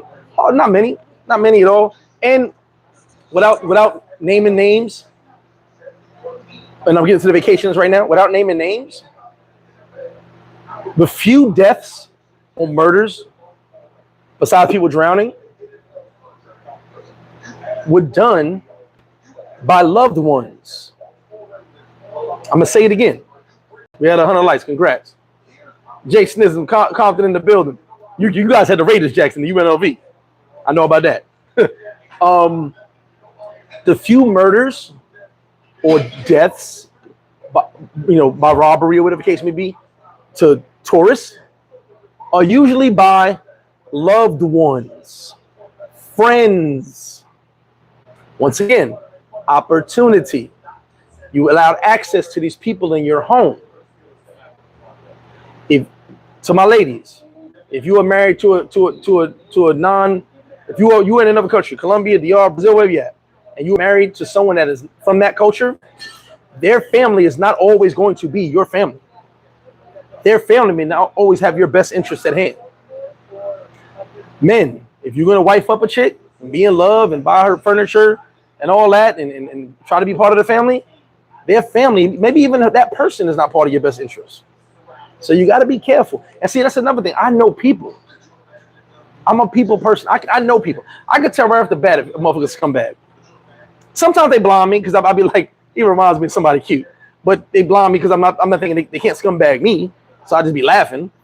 But if you know, and I'm going to get a vacations right now. If you know what I tell everybody, to help you understand not to trust people on your travels and not to trust the first person to speak English to you, don't trust me. And some of you trust me to death. Send me tons of money for events, for toys, all that. You're trusting in me to make sure I spend every dime, which I do and more. But some of you guys, I remember one guy for an event sent me $2,000. $2,000. So he come back, I got a receipt. I said, screenshot the thing, that's your receipt, and you have our conversation. She was like, yeah, but I need some more security. I said, bro, if you think I'm going to run off with $2,000, I can send this back to you right now, bro. Like, $2,000 is not going to make or break my life, but it will make or break a poor person's life. Am I making sense? Now, to the vacationers, here's something that a lot of guys call out on all these groups, and I don't agree with the throwing money in the air. I don't knock it also. Me and my man Mike, I've known him for years, traveling for years. We always used to say when I had a job, I was in corporate America, excuse me. We always used to say, dudes stole money and we got more money than them. Because, I was making good money. He still makes good money. The throwing money in the air to me is clown behavior to a point. I know some guys want that rap video dream. Listen, sidebar. There are rappers that made music based on my life. So I don't really care about what a thug talks about rapping. A lot of rappers made music about my life. No bullshit. Okay. But I do understand the life I was living was not a normal life. The life I live now was not normal. But some people want to live that rap video lifestyle. And who are rappers trying to be like? They're trying to be like the guys in the street. So I don't knock the throwing, even I don't agree with it. I don't do it. I don't knock the throwing money. But some guys want to have a lifestyle. Here's what I do knock, and here's what you need to be careful of. First off, if you're throwing money, you're a target. Everybody's watching you. So know that from jump. I tell you, as soon as you pull the money out your pocket, they're watching you at all times. If you're throwing money, now they're watching you twice. They're taking pictures of you, taking videos, making sure everybody knows who you are. Or at least their people know who you are. But when you get to my guys, because I haven't seen no ladies do this. Matter of fact, my sister and her friends on an island somewhere right now, I didn't see them pull a dollar bill out yet on any statuses. So I haven't seen women do this. But when you get around to the beach, around a bunch of ladies, maybe at a party at night, a club, whatever, why do you feel the need to, if you're not throwing the money, like I said, I don't agree, that's one thing. Why do you feel the need to take a picture with thousands of dollars on your bed or thousands of dollars on the table, the VIP table? Why do you feel the need to do that? Because here's what you just did. You just told every poor person within a 100-mile radius, like I said, it's any country, that guy has thousands of dollars on him, and he's in my country. I had a friend that got robbed multiple times down here. You know why? He flossed on his status, on Instagram, on Facebook. You know what I told him? Stop flossing on poor people. Only person I know that got robbed multiple times, and he kept getting robbed. Then his status, you ladies out there messing with motor controls, but y'all need to be with a guy like me. Why are you saying that? What? On his Instagram status. You with a dude who ain't got nothing, but I got everything. They watching you. They're watching you.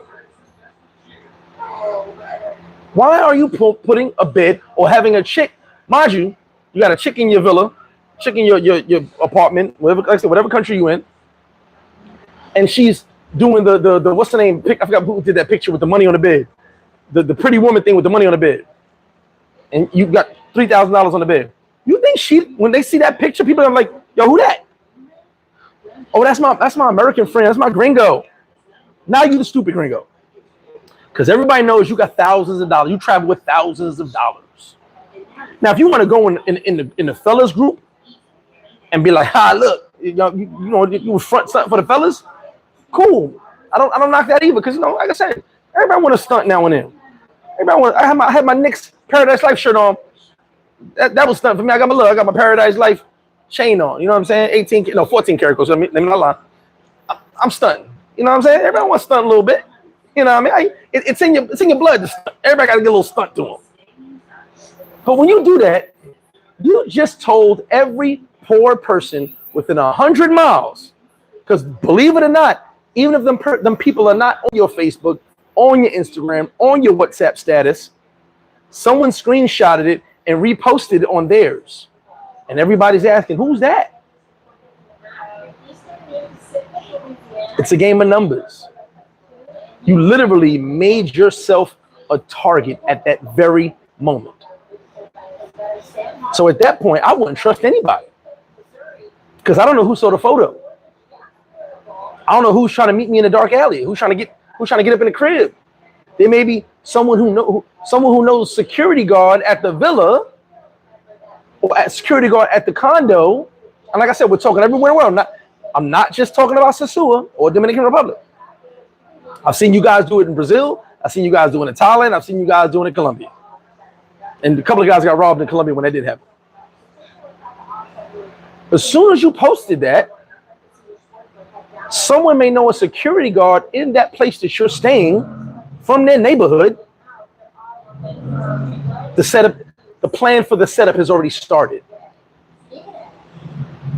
And then you're going to go back and something happens to you, God forbid, and be like, this country's terrible. They rob people, this and that. Well, you just took a picture with $2,000, $3,000, $5,000, bro.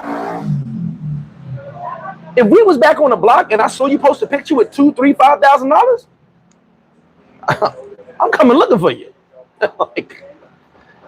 Pretty much everybody in my neighborhood gonna. If you in my vicinity, we all coming looking for you. Who was the dude that had like $20,000 on him in his car, and dudes ran up on him during his live and shot him and took the 20,000? That's anywhere. Why wouldn't they? And in these countries, 2,000, 3,000, 4,000, 5,000, 1,000 is a whole lot of motherfucking money. A whole lot of money. So when y'all do that, because I've seen multiple posts sent to me, I'll be like, I just don't comment. And I'll be like, if that's how you want to live it, and there's nothing wrong with living a great life and living an amazing life. But when you flossing to poor people, expect repercussions from poor people. Ray wouldn't have robbed nobody if he had money to buy crack, but he didn't have no money, so he had to go stealing shit to get money for crack. If Ray was rich, he'd have blew all his riches on crack. Let me go back to these comments. So that's in my vacationers. Ricardo said, what about the sheepskin? I never liked the sheepskin, and I couldn't get an 8-ball jacket because the 8-ball jacket I wanted, my man Joe, both of my Joey, black Joey, white Joey, going to black Joey, white Joey.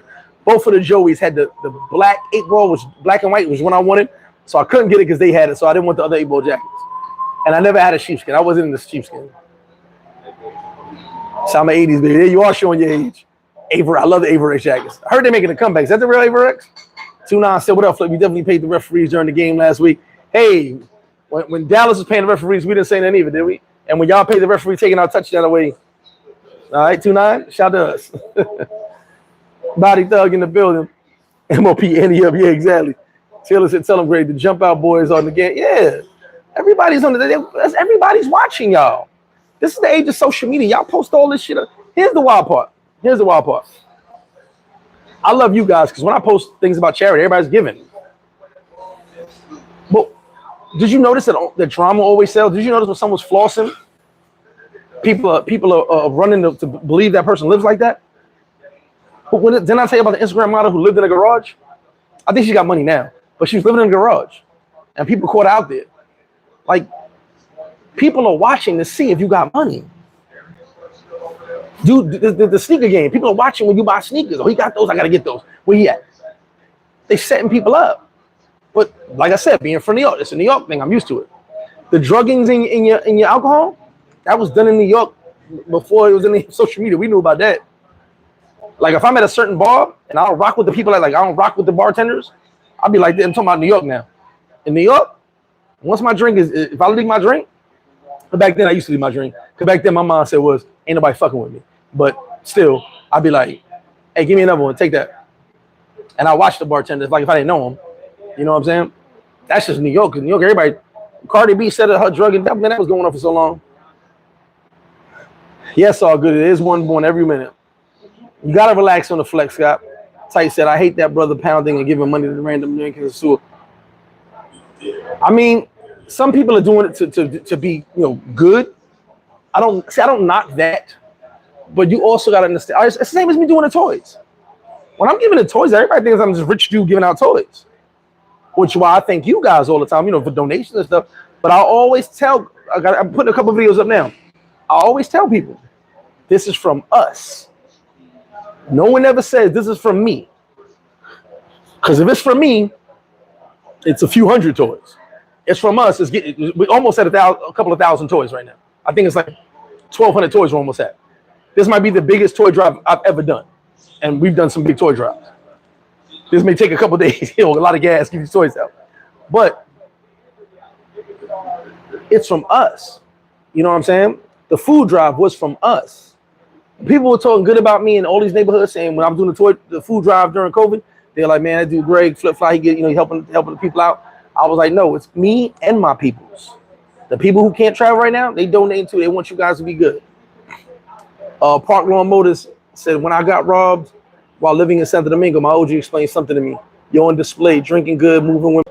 Everybody watching, bro. Did you guys just shout the Park Lawn Motors LLC? Listen to what he just said. I'm going to read it again. When I got robbed while living in Santo Domingo, my OG explained something to me. You're on display, drinking good, moving women in and out, everybody watching you. Why y'all think I drink Grey Goose in Puerto? I'm drinking good, but some of that whiskey they be drinking costs more than my Grey Goose bottle. I'm just saying. Y'all like, man, we popping Goose. Yeah, Goose expensive to a point. But when we go to certain clubs in Dominican Republic, my Grey Goose is cheaper than the whiskey. You know why? Because everybody ain't popping Grey Goose. Everybody ain't drinking Hennessy. But everybody want rum and whiskey. So yeah, I'm popping Grey Goose, 2, maybe 3 bottles. But I'm getting deals. Certain places have deals for buying shallows, 3 bottles, 10,000, 11,000 pesos, 3 bottles for $200. I'm on that. Miami bar ain't that expensive. Other spots I go to ain't that expensive. Not like Sosua. Some of these places out there got their mind what they charge, but that's another story. But people see you drinking good. They see, look, a girl asked me, this was about 7 years ago. A girl asked me, Greg, what do you do? I'm like, what you mean? She said, what do you do to make money? I'm like, I'm good. I just, I do things there. I do the parties and stuff, and I be chilling. She's like, nah. I know you do parties, but you can't make that much money for parties. I said, I do decent, but I don't need a lot of money. She's like, so your job is pretty much going to VIP, drinking good, having pretty women? I was like, that's a cool job, ain't it? She said, that's all I see you do. I said, that's the problem. I'm not trying to let you see everything I do. You see the good stuff. You see us celebrating because we work so hard. She was like, touche. Keep enjoying yourself. From that conversation, I realized, this is 7, 8 years ago. I realized I ain't have a lot of money, but I was always in VIP. Even if I wasn't popping a bottle, there's multiple people popping bottles around me, or I'm popping a bottle. And sometimes it was just multiple bottles of rum. But there's a table full of rum. And people watch and they see that. So there wasn't no flip-flop then. I didn't have, back then, 7, 8 years ago, I don't think I did a couple small things here and there. People were like, this motherfucker always in the club partying. He ain't got no job. Or he ain't got no business. He ain't got nothing. I ain't let them see what I was doing. But they always watching, so you're right. And yes, always moves in silent, cuzzo. Mr. G's World, big shout to you. Appreciate that super chat. Money flash in a poor place is a weird flex. Such person needs to be admitted in a mental institution. Let me tell you something, Mr. G's World. Those are my sentiments exactly. I've thrown $5,000 in the strip club, maybe more. Well, of my money, I say about $5,000 in the strip club. Of someone else's money, about 20, 30,000. That's a whole nother story. But I've done that in America. Now, come to think about it, that was pretty fucking stupid of me, but I'm older now. When I was younger, I had the money. I just wanted to do it. It's part of being in the strip club. I just wanted to have fun. Or I got my girl with me and I want her to throw some money. I want her to get a lap dance. I want to watch some buns shaking in her face. Is what it is. Now would I do it? Hell to the no. I may throw 100 pesos. You know what I'm saying? In coins. Hit them upside the head with mad coins. But I ain't throwing money. But the point is, when I was younger, I blew through some money. That's why I can't knock the young guys for blowing through money. But I did it in a place where throwing $5,000 even today means something. Like, yeah, he got money. I didn't throw $500 in a place where everybody's poor. And the monthly income, and I'm talking about, like I said, I'm not just talking about DR, Colombia and Brazil as well. The monthly income is less than $300. That don't, I mean, your money don't make me shit. It is what it is. But I don't understand that mindset. So I agree with you on that. And I always say that. But when I'm throwing money, matter of fact, there have almost been fights in the club from dudes. Halloween almost happened from dudes throwing money, knocking dudes VIPs over. Matter of fact, I think a year before Classico closed the first time, I'll never forget this. If you guys been to Classico, you know, if I didn't have my section, I like to stand on the dance floor under that first VIP. On the tables on one side, that first VIP on the other. I like to be on the dance floor. I put my bottle. I'll be like, yo, whoever had the VIP, you mind if I put up my bottle right here? I know it's your VIP, but can I use your small space? Most of the time, dudes be like, cool, you know, I'm cordial. I don't want to disrespect nobody. So one of the dudes knew me from the hood. He's like, yo, G, what up? I'm like, hey, what you doing, man? Good to see you. He had his friends with him, all young guys, you know, enjoying themselves. And as I'm standing there doing my little two-step, probably talking to somebody, some money starts coming over my head. And I go, what the fuck? And I turn around, it's one of the homies doing this. I go, hey, my man, please don't throw no money over my head. Like, for you guys that don't know, throwing money over someone's head is very disrespectful, especially in the strip club. But if you throw money and someone's standing there, you either move to the side or ask them to move. You never throw money over someone's head. That's a whole nother story that's very disrespectful. So it's going over my head, and I go, hey, bro, please don't throw no money over my head. Don't do that. You know, we all good. Don't do that. He's like, man, I'm enjoying myself. I understand, bro, but just do me a favor, bro. Do not throw that money over my head, my man. Now I'm making eye contact. I'm like, you know, is this gonna be a problem? Because, you know, I'm coming to you like a man, and it is what it is. And he started to talk a little crazy. So I gave whoever was standing there, I gave my drink to whoever standing next to me. I said, bro, we gonna have a problem or what? At that point, my homie who knows me ran over to him. Yo, y'all bugging. You crazy? You know this dude is? Like I said, I was sort of a big deal. So he's like, you know this dude is? He's like, man, chill. Now he not throwing no money no more. I was like, so my man was laughing like, damn, G. I said, bro, I asked him a simple question, because if I had to come up there was going to be no more talking. Because now we're at the point where, as a man, I'm saying, please do not throw money over my head in the nicest way I can be. You know, I talk nice once. I got this thing. I talk nice one time. I had to tell somebody that in the supermarket the other day. I'm nice once. After that, what up? And dude was like, whatever, coñazo. The Dominican dude, is what it is. Anyway, so I say that to say, I understand why sometimes someone throws money. They want to have fun. But I'm not doing it in these countries. I'm just not. I've seen guys, we've done it at private parties of ours. I mean, if we on a boat, we in the mansion, or we in our spot at a private party, that's cool. Throw your money, yeah, more money for everybody. That's cool.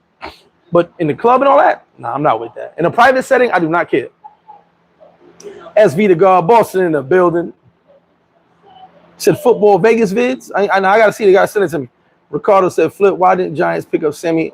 Ricardo, Sammy Watkins got like 1,000 yards in one season, and his whole career, like his 19-year career, is like 6,000 yards. Why everybody talking about Sammy Watkins like he ever did something in this league? He's a bum. 8-ball jacket, yes sir. Jay Morgan in the building. Still waiting on my 21 questions, but we'll get to that another time. Yeah, the 88 is pretty good. Big Super in the building. Shout out to Big Super. Free Society in the building. Hold the hostage to all my content. Anyway, so like I said, when you do those pictures with the money, it's wild.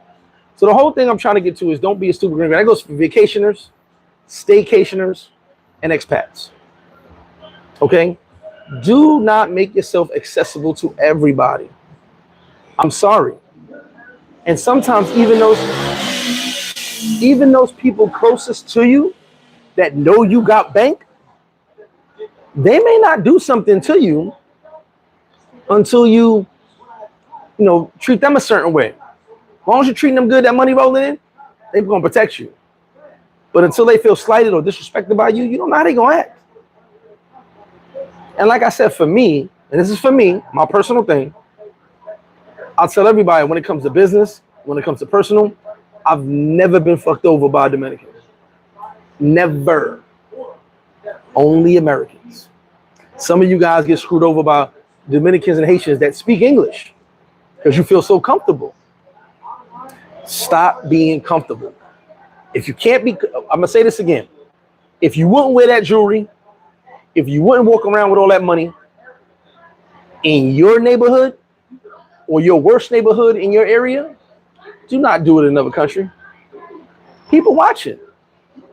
Whoever was with us on a Brazil trip, we told you certain places we went, take your jewelry off or tuck your jewelry in. Even me, I got my little, still tucking my shit because I just know this area, even though we deep, this area is not the safest area. And these Brazilians carry guns. They not out there like I said, listen, every country is different. But Brazilians ain't out here playing with nobody. If they want your shit, they taking your shit. Colombians ain't out here playing with nobody. Now, I said, we can't really compare these countries when it comes to danger because that shit that happens in Brazil, that shit that happens in Colombia does not happen in DR. But I'm telling all of you guys to be safe in every country. Like I said, the only country that has damn near no crime is Singapore. Shout to Singapore for having 8 months of no crime. This ain't Singapore. Cuba ain't even Singapore.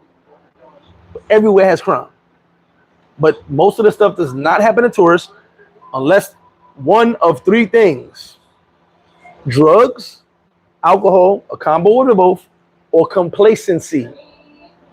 We get too comfortable. People having access to you that should not have access to you. No, listen, no one in this country, not any girl I dealt with, not any baby moms, no one in this country knows where the bodies are buried. No one knows the code to the safe. Nobody. And these are people I could probably confide in, but yeah, they don't know where it's at. Nobody knows in my bank account, nothing. It's not for them. My mama's the only one that can tell me certain things about my money. She don't make it hit me like, hey, I need to do this. That's it. There's not a single person in this world that has access to anything I got. And I told everybody. All my kids' mothers know, all my family know. God forbid I die tomorrow. Look in the places you never think to look. That's all I can tell you. Look in the places you would never think to look. And that's how you're going to find that money. That's all I can tell you. And I'm like, it's a joke, but as an example, you're going to be like, well, toilet paper can't go down the toilet in this country. It ain't that strong. You may want to look in the toilet. Like, I don't know. Just put that out there. Look in the places no one else would look.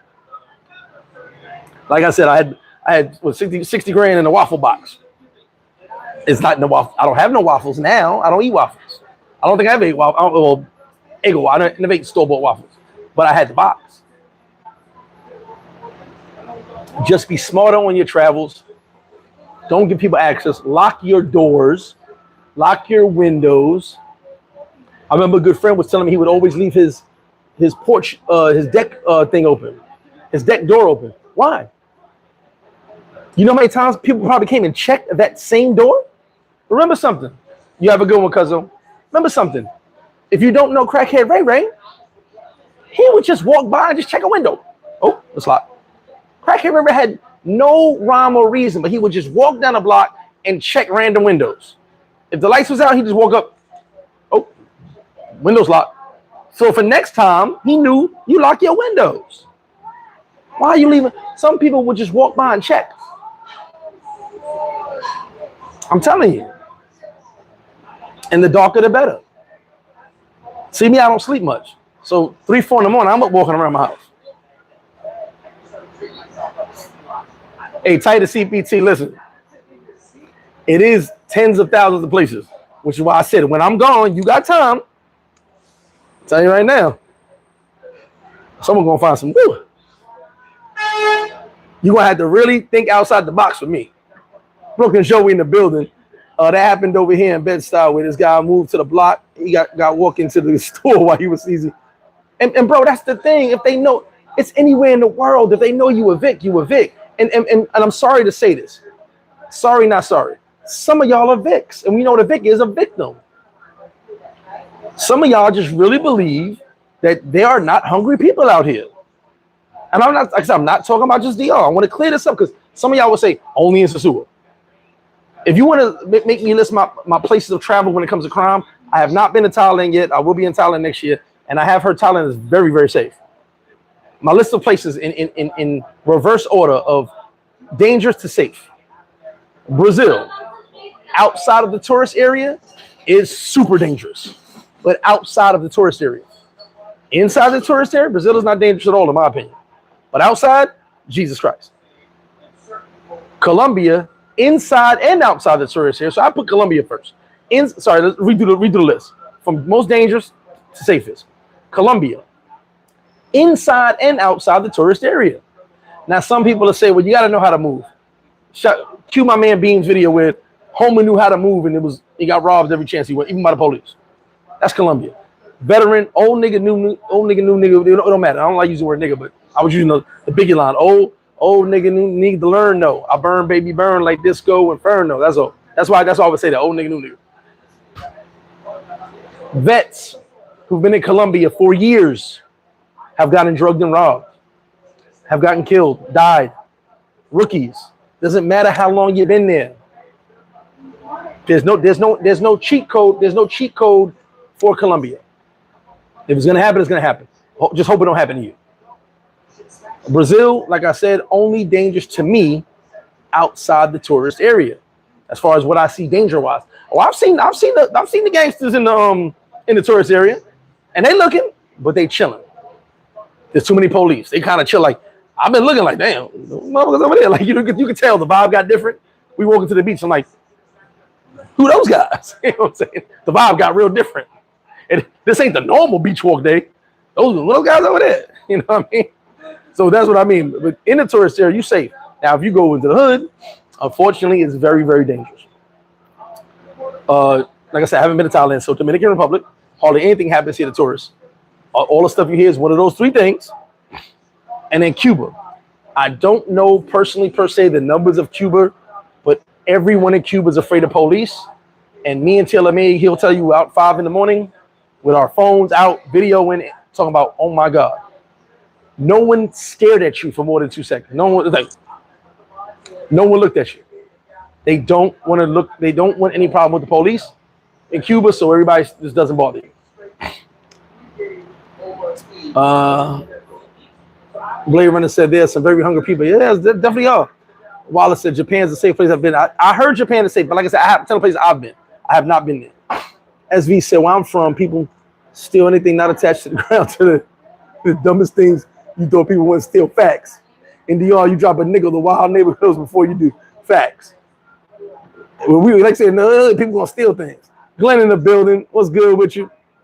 Young Jay says, it's amazing people forget all street sense when overseas. The streets are hungry. Yes, the streets are hungry everywhere, which is why I'm doing this video. Don't be a dumb gringo, guys. Whether vacation, staycation, expat, whatever it is, just be smart.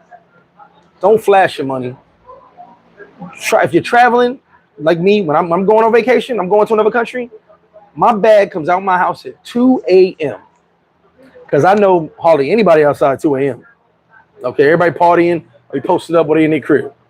No one's gonna notice me scurrying my luggage into my car. Okay? Don't take your luggage out in front of everybody. Woo! I'm going away on vacation, y'all. Hey, y'all have a good one. I got nice TVs inside. You know what I'm saying? And then when you bring stuff home, like I said, I'm guilty of it because I've got to get the stuff out the car, right? You bring stuff home, try to make sure it ain't everybody seeing you with all your nice stuff. Me, like I said, I'm biased because I've done it, but like I said, my house is pretty much secure. If I do another video about this, then I'm gonna call myself the stupid gringo if I do get robbed. Anyway, so like I said, you just got to be careful. My biggest thing is being smarter than you would back home. I'll tell you right now, in this country, in my almost 16 years of experience in this country, even when you go to the worst hoods, and I've been there, nobody's really watching you. They're looking at you because they know you're not from there. But unless you flash your money or something, or wearing jewelry, or got something like the wolves want to eat, they're not bothering you. If you just going to buy a bill, it is what it is. Chilling, nobody really bothered you. I remember when I was in Hainam, I was in the hood. I was visiting my homegirl family. And sure enough, these dudes walked up with like a Jamaican dude. He was like American Jamaican. They were like his security or something. And he came through to see one of the girls that was nearby. But we had like 20 chairs outside. We all sitting there drinking, talking, playing music. And he pulled up. And the dudes he was with looked kind of suspect. Like they was kind of like they supposed to be his security, but like they were scheming too. Couldn't have been scheming on me, but I was 260 of muscle at that point. Like they weren't staring at me. But even the girl was like, these guys are up to something. And I could tell. But I was looking at the guy who they were, I guess he was a gringo, who they was his bodyguards.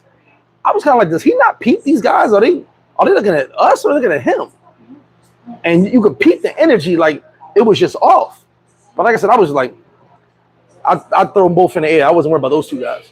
But you could tell the energy was off because they came in and everybody just got nervous. But like I said, in this country, if you curse a lot, you a gangster. You tigre. If you got tattoos everywhere, you a gangster. You tigre. So their level of danger in this country is not our level of danger back home, which is why I say Dominicans way different. Now, Colombians are violent. I grew up with Colombians. They're just violent. Colombians are just violent motherfuckers. It is what it is.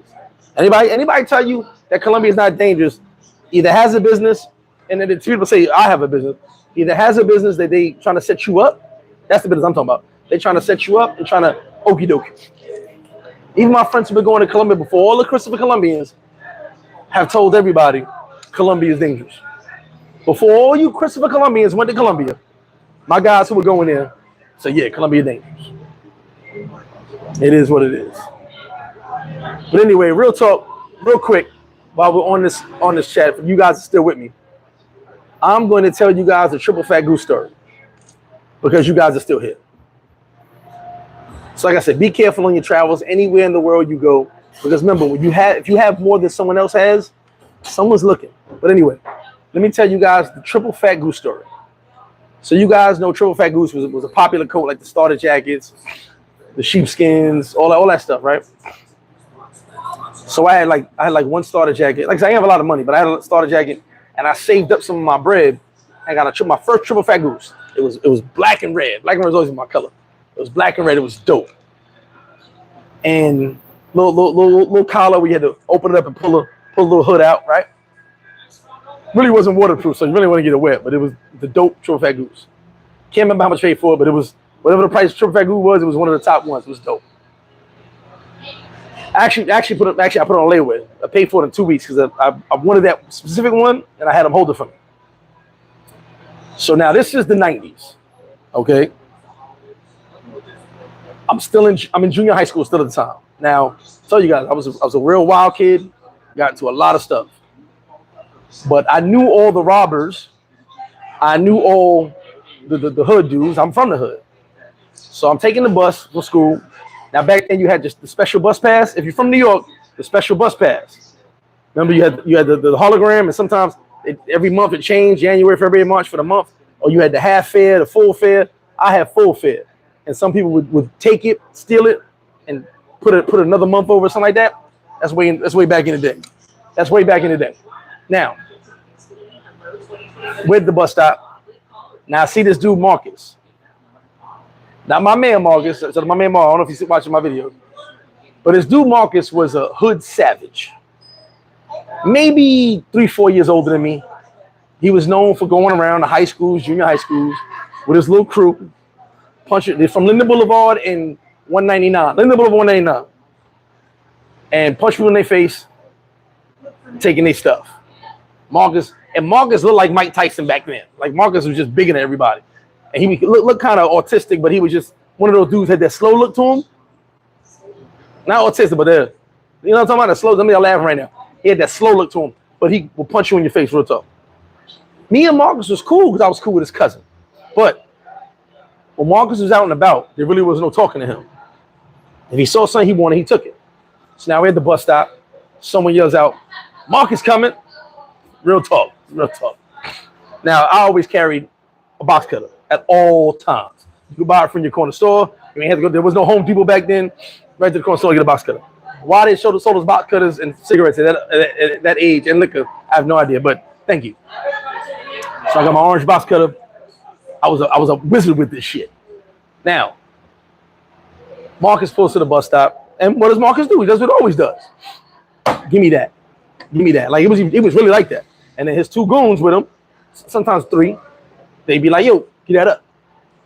I'm standing there with my triple fat. My man like, "Yo, G, you should leave, man. You got the triple fat goose on." I'm like, nobody taking this from me. Now you gotta remember something.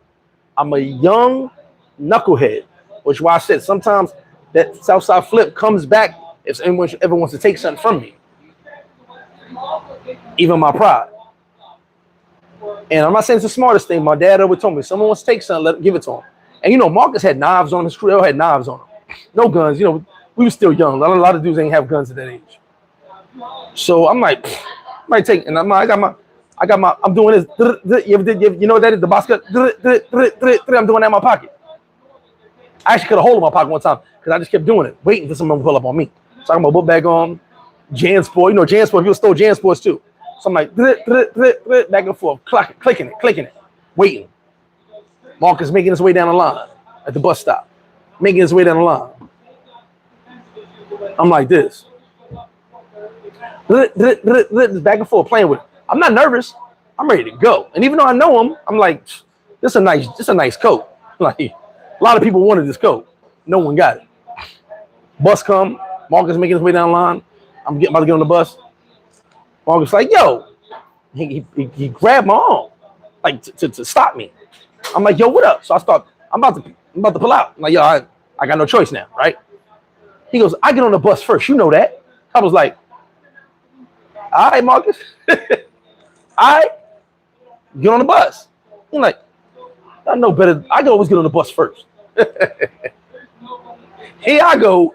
And mind you, this is how bad Marcus was. I'm about 12. Marcus like 15, maybe 16.